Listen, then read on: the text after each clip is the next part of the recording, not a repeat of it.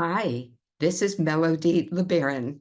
I'm here with another Agents of Transformation interview, this time with an Australian pioneer in the end of life care natural death movement. And I want to properly introduce you to her. Zenith Virago identifies herself as a death walker. For over 30 years, she has worked with the dying, the dead, and the bereaved. Zenith is a maverick pioneer of a more contemporary, holistic way to die and grieve. Like me, Zenith believes that death is a natural and healing part of the cycle of life, which has been distorted by our immature patriarchal culture and the profit-driven death care industry. Through her TED Talk, her online and in-person trainings, and a wonderful documentary about her work, appropriately titled Zen and the Art of Dying, Zenith helps people to decolonize their bodies and their consciousness from the medical system, from the death care industry, and reclaim death into our own hands, hearts, homes, and beds. And now, my interview with Zenith. So I'm just really thrilled to welcome you and would love to have you just share a tiny bit about how this all got started for you in your 30s, I think it was. Yeah, so I didn't have a calling. I wasn't thinking about death very much. I'd lived through, as part of the queer community, I'd lived through the AIDS epidemic in the 80s, and I moved to the north coast of Australia. I'm English born, but I wanted to have a life that was more in touch with nature and the environment and more of a hippie sort of, you know, thing, like lots of people did. Lots of people were moving out of the city to have quality of life, whatever that looked like. And one of the friends I made there died suddenly one day in the garden. She was doing a yoga practice and she had a brain aneurysm and she died very early in the morning. The ambulance came, they tried to revive her, they took her to the hospital.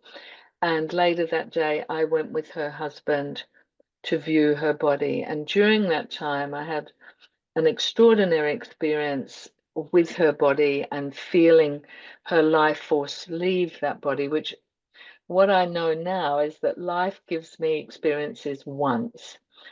So I've never had that experience again with all the dead bodies that I've been with, but I have become very present.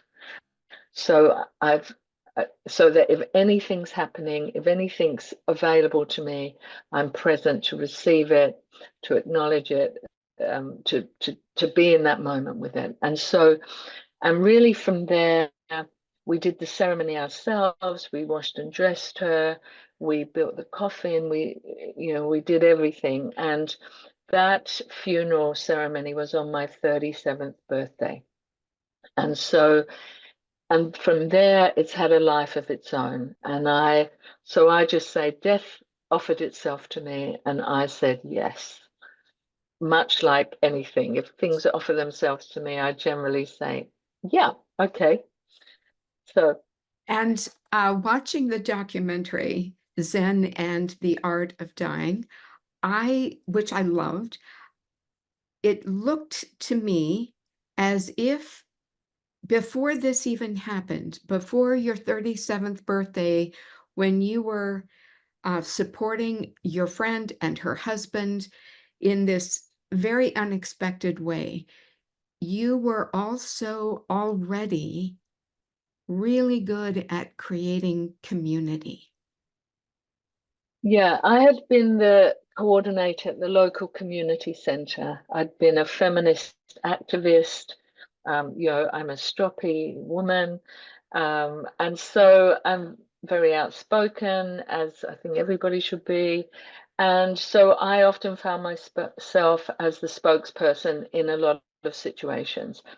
But the community I live in, which is Byron Bay, if anybody knows, on the north coast of Australia, is a very wonderful place. It's sort of a cross between maybe Boulder, San Francisco.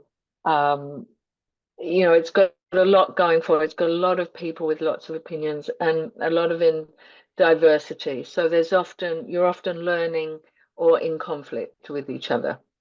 And so, as the community center, someone who was working for the people, for community based, then we were often having to speak against development or, some of the situations that we found were coming because of the influx of money into a small community.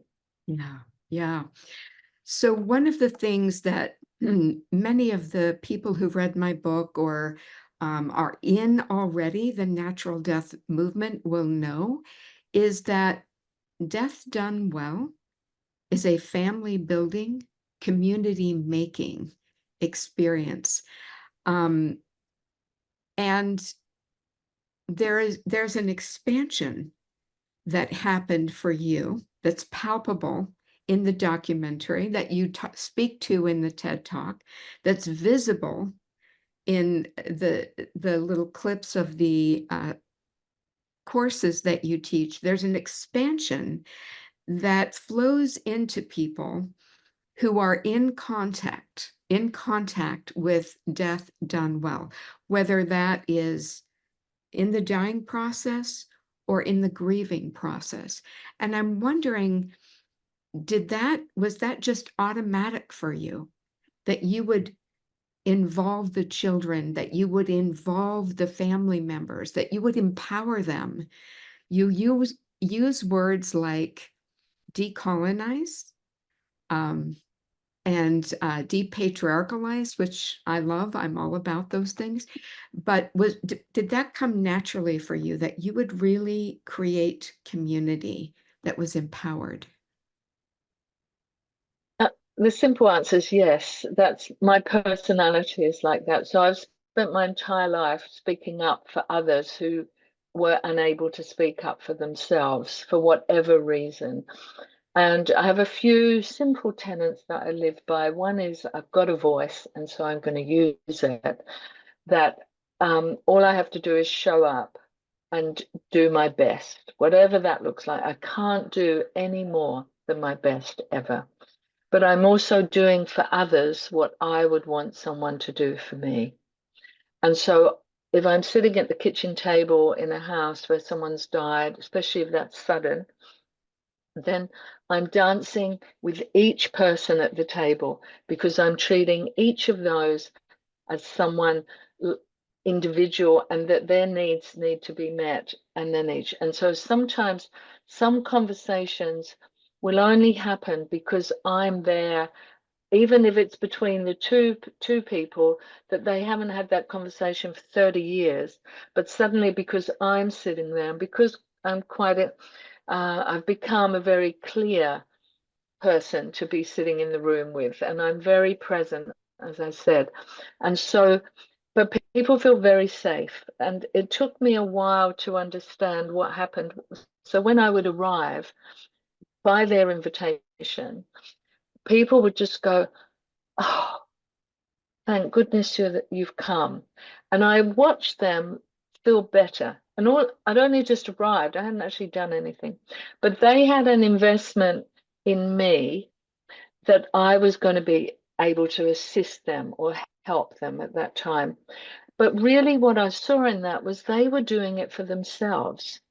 I was just coming, willing and able with my limited toolkit at the beginning. Now, of course, I have an expansive toolkit, but and what I feel is I need that toolkit less and less now because I'm embodying everything that I need.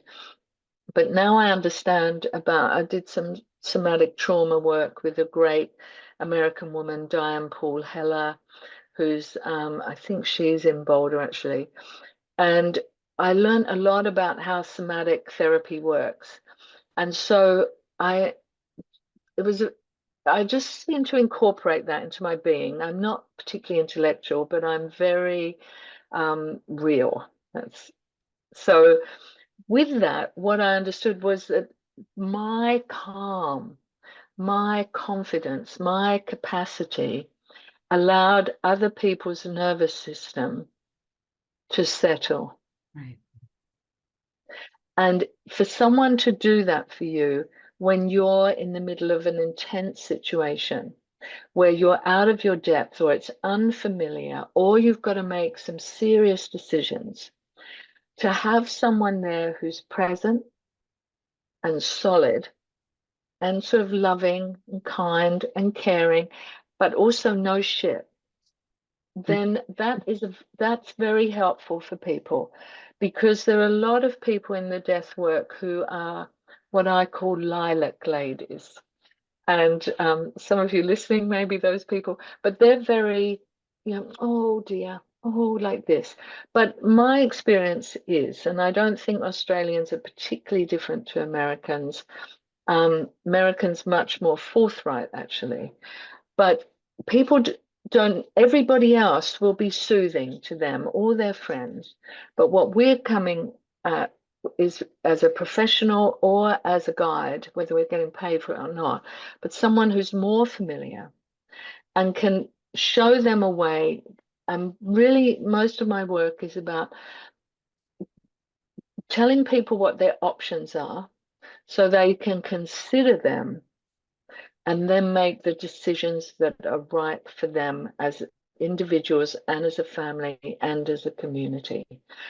And what might be right for one person may not be right for another family member, whether we mean family by blood or by design or by love. But it's about trying to be the best for everyone. And what I do see is that people, if they understand other people's points of view, they're often very willing to accommodate that person, even though it's not they want. And there's a way of moving that all in a dance with everyone that dissolves that resistance. So just like you said about expansion, really for me, it comes down to two things. You can either contract into fear or you can expand into love. So true. And what you're offering is a recipe for how to do that by attuning to each other and being honest. Every member of this circle gets to be honest, but then we attune and take that all into account. You said something very interesting in the TED Talk. You said it twice. Let go of hope and don't look for meaning.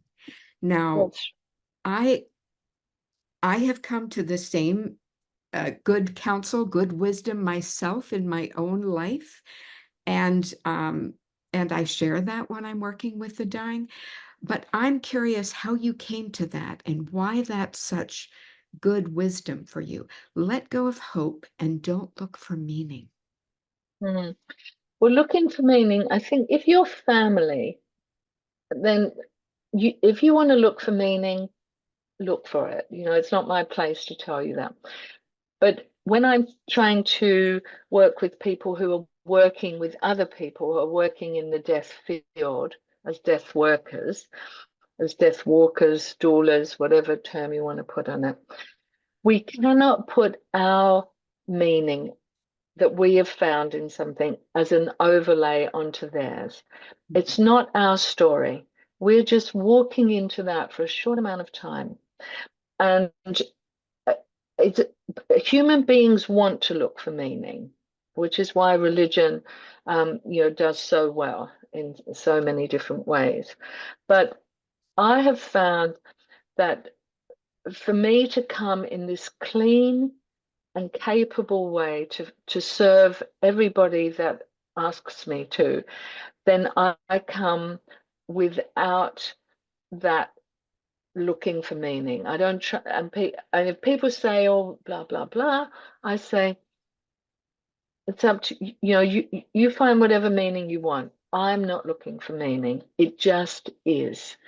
And I think that I find that with my own life, good things happen, challenging things happen. But what I try and do is stay constantly the same. Because if you believe that things are perfect, you also have to think that when something challenging occurs, that too is also perfect. And that is not so easy for people to do. So unless you can hold it all as perfect, which it is, if that's what you believe, then you can't just have the good bits. And because human beings will generally look for meaning that is of benefit. Right. But I just have, after 30 years of that work, I'm just sitting in it. So when kids die, when teenagers die, when it looks like this, but it may be that, we never know what someone else is thinking. We don't know if there is some master plan, if it's destiny. There are so many belief systems. And so what I've had to do is fall in love with the mystery. And I am now still tumbling in love with the mystery. So I don't need the answers. I don't need the questions. I I'm just just want showing up in the best way I can. I just want to highlight what you just shared because as a mother, when my 17-year-old son Logan died, I heard other people, they came to me at the service and tried to put their meaning on my son's death, and it was not welcome. Mm, So it's just such an important thing that if you are tending to someone whose loved one has died, if you are working with the dying, keep your meaning to yourself. mm. Don't try to put it on someone. It's No, not. don't overlay it on someone else's story, even if they ask you, because they might be floundering. But anyway, I mean, I didn't always work like that, but that's what working in that honesty, in that rawness with people has taught me. So that's not looking for meaning. And the other one about hope is, oh, man, I would love $1 for everyone who is dying who said, I'm hoping for a miracle. And it's so debilitating to watch people who are not being with what is. So they're sort of linked, the two together, um, because they're hopeful, and hope is futile. Trust, I find trust a much more useful activity than hope. And so I say to people, you go for it. If you're hoping for a miracle, do it.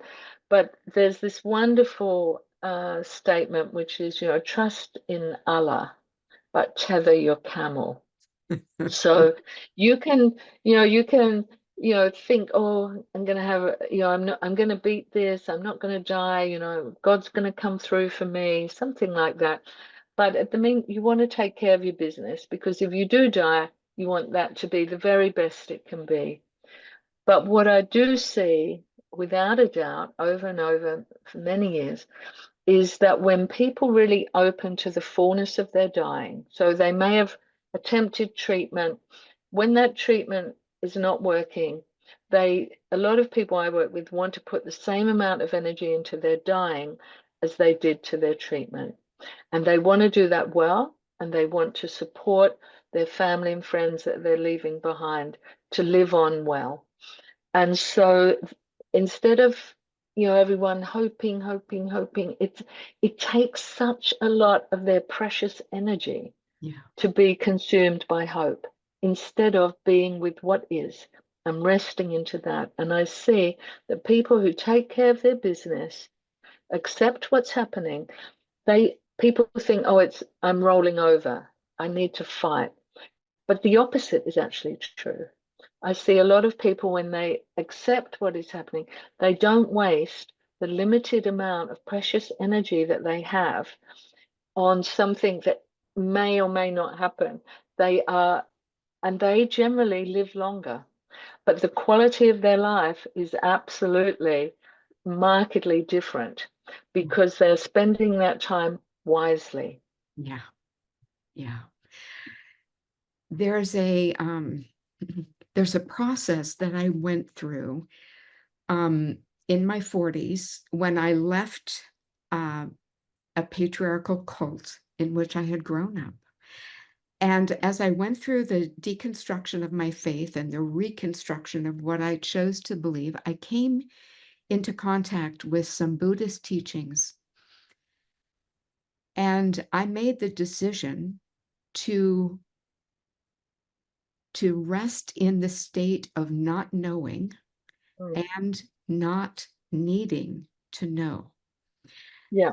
And that developed a skill in my consciousness that is close to what I think you're talking about when you speak of trust.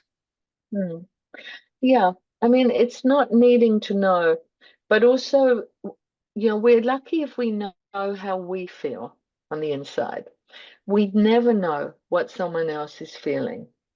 We never know why they did that, why they didn't do that, whatever. We can make an assumption, we can make a comment, we can make a judgment, we can do all that.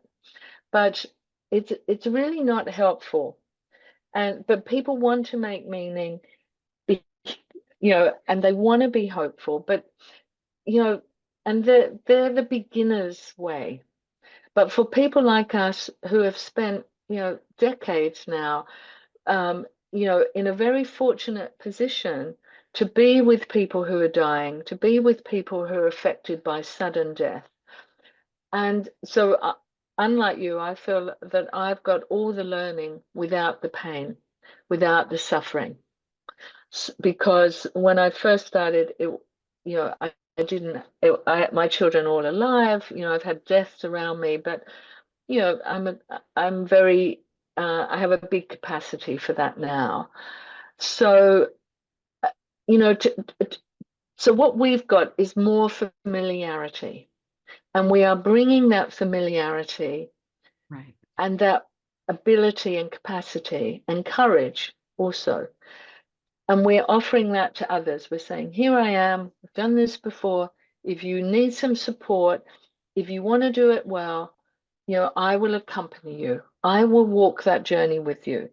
I can't make it better for you, but what we can do is with assistance, by the time we get to the point of the journey where that body is in the ground or in the cremator, and those people are walking back into their own lives after a ceremony, then they look back on that experience with no regrets. Right. They've got the pain, they've got whatever emotions are going with that loss, but for that period between the diagnosis or the sudden death and the end of the care for the body, they don't have any regrets in that. They've done it as well. And often in that time, a lot of healing is already happening, so it's not just going to begin once Right. they walk out of the ceremony. And I find the phrase where we find ourselves is in the not knowing.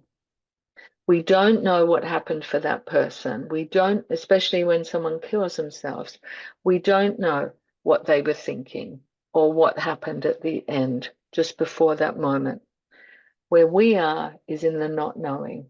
And that's what we have to work with, not be busy and drive ourselves crazy with thoughts and questions that we can never actually answer. Right.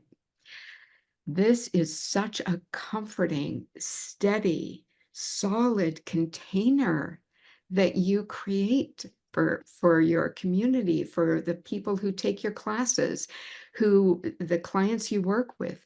So you use the term Deathwalker, and maybe if you could just speak to that, what that means to you, how you began using that term, and then if you could cover just the differences between the 3 online courses that are on your website so people know, you know, if it might be appropriate for them.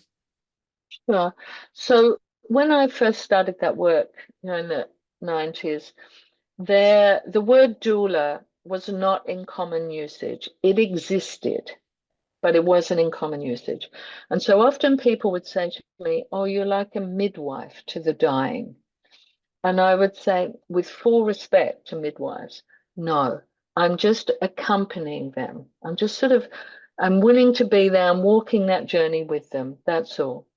And so for many years, I didn't actually put a title on it. I just said, I work with dying people. That's all I said. And everybody got that. And then as a celebrant or as a ceremonialist to offer a ceremony, that was a different hat. So, yeah. And so after some years, probably 15 years, I just thought, oh, I really need to work it out, because the word doula was coming into common usage. And personally, I don't like that word, because someone told me right at the beginning that it meant female slave Oh in dear. ancient cultures. Now, that's someone's, I've looked it up, it's there. And for someone like me, that's never going to work, that concept. Um, so I decided I wouldn't take that word because it didn't sit well with me. And so then I thought, what am I actually doing? And I thought, I am just walking that journey with people who are dying, with their families when someone's died suddenly. I'm walking with my whole community. I'm offering community ceremony once a year for everyone who dies. And I'm walking towards my own death the very best I can. And I'm taking my family and friends with me. And we're all walking towards our own death every day. We're closer and closer. We don't know when it's coming. But I want to be prepared so that if I die, especially while I'm away, my family, my friends will say, wow, I'm sad, I'm going to miss her. But they'll be thinking, well, she would have been prepared and she really lived that life. So I'm walking my own life, I'm walking towards my own death, and I'm walking that journey with others, accompanying them. And so the term Deathwalker, which was a bit more edgy as well, really worked for me. And so I didn't think much about it, because then I was just doing it in my own town and community. And then I became a much more public speaker, because I'd been doing it for so long, sort of a pioneer, I'm a sort of maverick, because what I was saying at the beginning is now catching on. But then 30 years ago, it seemed quite radical. And so I teach in person in Australia. I'm here right now in Seattle to teach tomorrow for 4 days at someone's invitation. And what the courses are online, because I'm not in any other countries, is the Deathwalker training, which is really how to accompany people up into the point of dying and the after death care of the body. And then there's second one, because some people just want to they don't want to do that work. And people who do that work don't want to do ceremony. So the second training is about consulting with people at the kitchen table and then creating ceremony in a very supportive and about understanding content and structure and the journey that you take people on. So it's a bit like a magic trick. You pick them up at the beginning, you carry them along, they're completely in it, they're doing their own process, and then you let them go at the end, and they're like, wow, that was fantastic, Right. because it's considered, and it's our place to offer that. Right. And so a lot of people try and go, oh, we don't want to be sad, we don't want to be morbid, we don't want, but you have to touch the sadness Yes. you have to go to the depths to go up. And if you don't, it's like a cry that sits in your throat, it'll catch you. So the place to do that is in the collective, at the ceremony, not alone at home. That is the power of the collective Right. for death ceremony. And so then on top of that, there's one more, which is called the Ceremony Masterclass, which is about crafting ceremony, the words for more complex or challenging death. And part of that is to encourage people who are facilitating those ceremonies to be bold, to be courageous, to choose their words well, and to lead those people in a way that creates a ceremony that is healing and beneficial, so that when they leave and walk away, they walk back into their lives enriched by that experience, not worse than they did when they came, which is often Which what is you often see. the case, sadly. And I just want to highlight that the need for that third master class, because when a difficult death happens, too often the complexity is bypassed. And That's true. and for the family, for the close ones, um, that you leave the ceremony feeling like, what just happened? It didn't That's speak right. to the grief I'm holding. About 10 years ago, I had a very close friend who committed suicide. And because I do space clearing, I was called into the space, into the home to clear that space. And I worked with her friend who was the executor. And so we were holding a lot, the inner circle of friends, and the service was a complete bypass, as if Mm. she had had a normal death. And this handful of us, we walked out, just our grief felt Hmm. harder to Well, bear. it's compounded because instead of being at that ceremony and releasing and letting go of the shock and the distress that you're carrying at that situation, um, it compounds it down. Yes. But even the language, so probably about 15 years ago, I stopped using the phrase commit suicide in my everyday language, but absolutely in my ceremonial language. So what I say now is that they ended their own life, which I transitioned to that. But now, as I said to you before, I usually just say that when someone kills themselves, because the word suicide means sui means oneself and side means to kill. So you're actually saying that they've killed themselves. You're just saying it in another language. But when you use the word commit in front of it, you are supporting a concept from when it was a crime. Mm, So to commit theft, to commit homicide, to commit genocide, because it used to be punishable because it was a crime against the church, it was a crime against the state. So I, and I, you know, and I find when I'm sitting at the table, when I'm at the ceremony, and it was a big call at the beginning to do it, but what I saw over and over again, which speaks to your experience, is that actually when you call it for what it is, and whether you agree with it or not, but you honor that because it takes a lot of courage to kill yourself, whatever the circumstance. We're not talking about young people and children. That's a different story. But if you are a full adult and you're making that decision and you are making that action, you don't have to be, cheering them on, but you absolutely have to acknowledge that that person has made a decision, they made an action, and they have killed themselves. And if you call it for what it is, it frees up something in the friends and family, and it allows them to move into their next stage of their grieving and towards their healing, because it suddenly gets very real.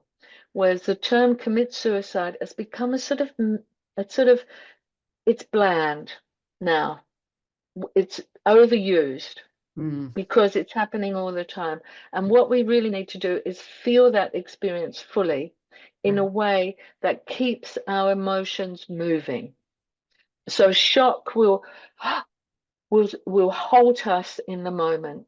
And so part of my language is to unlock that shock and allow some of that to dissolve in order to get to the emotions, and then to allow the emotions to keep moving and to transform into others, because most of those emotions are our love transformed. So it transforms into all those things that hurt so bad, just like love hurts.